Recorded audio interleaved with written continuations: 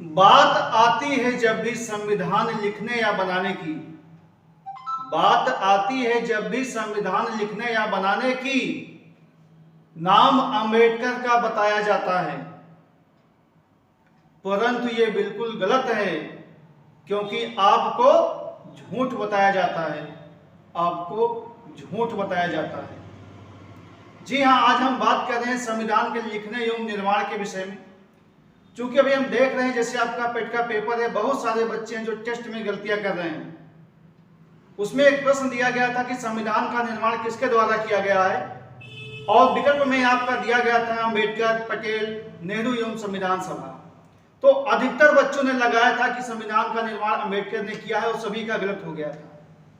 अभी आप पेट का पेपर देने जा रहे हो और यही प्रश्न मान लो आ जाता है कि संविधान का निर्माण किसके द्वारा किया गया है, तो आप खड़ाक से लगाओगे अंबेडकर ने किया है, क्योंकि आपका माइंडसेट हो चुका है कि संविधान अंबेडकर द्वारा बनाया गया है, जो कि बिल्कुल गलत है। अभी 2018 में आप मामला ले लीजिए, यूपीपी का जो पेपर हुआ था उसमें आपका आया था कि संविधान किसके द्वारा लिखा गया है। आप पेपर उठा करके देख सकते हैं, 2018 यूपीपी, उसमें पूछा गया था संविधान किसके द्वारा या किसके हाथों लिखा गया है, तो उसमें भी आपके बहुत सारे बच्चों ने लगाया था अंबेडकर को, जो कि बिल्कुल गलत था। और बहुत सारे बच्चे ऐसे होंगे जो एक नंबर से फेल हो गए होंगे, तो वो अपनी पूरी परीक्षा के लिए पश्चाताप कर रहे होंगे, उनकी पूरी मेहनत बेकार चली गई होगी। क्योंकि संविधान लिखा किसने या किसके हाथों लिखा गया है, इसका सही उत्तर है राय बिहारी प्रेमजादा। तो उसमें वो सही करना चाहिए था, लेकिन बच्चों के माइंडसेट में बैठा दिया गया था सामाजिक रूप से या बोल बोल के, तो उन बच्चों ने अंबेडकर को लगाया और उनका प्रश्न गलत हो गया।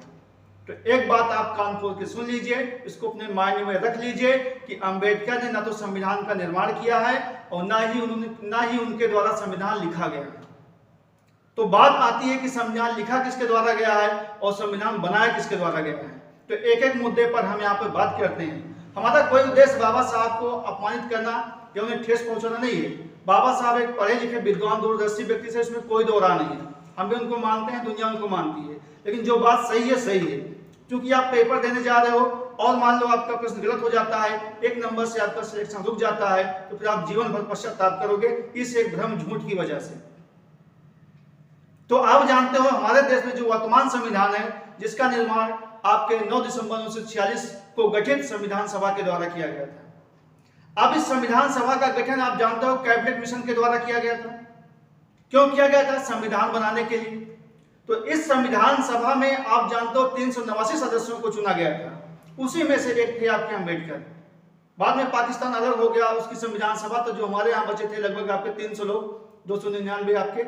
तो वहां पर आप देखोगे तो उन 200 जो आपके यहाँ बचे 299, उनमें से एक थे आपके अंबेडकर, जो बंगाल के सीट जाने के बाद बंबई से जितवा करके आते हैं। तो यहां पर आप देखोगे कि अब अंबेडकर और जितने भी अन्य लोग थे, वो लोग सभी संविधान सभा में शामिल थे और सभी ने मिलकर संविधान को बनाया है। अब आप जानते हो संविधान सभा के निर्माण के लिए 22 समितियां बनाई गई थी। उन 22 समितियों में एक समिति थी जिसका नाम था प्रारूप समिति, ड्राफ्टिंग कमेटी। उसके अध्यक्ष थे अंबेडकर, और उसमें भी अंबेडकर आपके अकेले नहीं थे, उसमें भी 7 सदस्य थे। उन 7 ने मिलकर संविधान का प्रारूप या तैयार किया है, या उसकी ड्राफ्टिंग की है, या उसका मसौदा तैयार किया है। तो संविधान सभा द्वारा जो भी बातें होती थी वो सर्वसम्मति से होती थी या लोगों के आपसी सहमति से होती थी। उसके बाद उसको कैसे सीक्वेंस में रखना है, कैसे उसकी ड्राफ्टिंग करनी है, ये काम प्रारूप समिति का था, जिसमें आपके अंबेडकर थे। तो अंबेडकर प्रारूप समिति के अध्यक्ष थे, इसको बात को ध्यान रखिए। बाकी उनके साथ अन्य 7 सदस्य भी थे, वो भी थे। तो संविधान का यह काम था प्रारूप समिति का। तो आशा है आप समझ गए होंगे। अब आप देखते हैं कि 24 जनवरी 1950 को जब संविधान की अंतिम बैठक होती है, तो उस दिन संविधान पे 284 लोगों के हस्ताक्षर हैं। उस 284 लोगों में से एक अंबेडकर थे, बाकी 283 अन्य थे। वो किसी ने कोई केएम करके आदमी थे, मतलब उसमें सदस्य, उन्होंने कह दिया कि संविधान के जनक अंबेडकर। तो इसीलिए उनको माना जाता है कि संविधान के जनक अंबेडकर, लेकिन वो है नहीं। जैसे राष्ट्रपिता महात्मा गांधी को माना जाता है, लेकिन राष्ट्रपिता महात्मा गांधी नहीं है।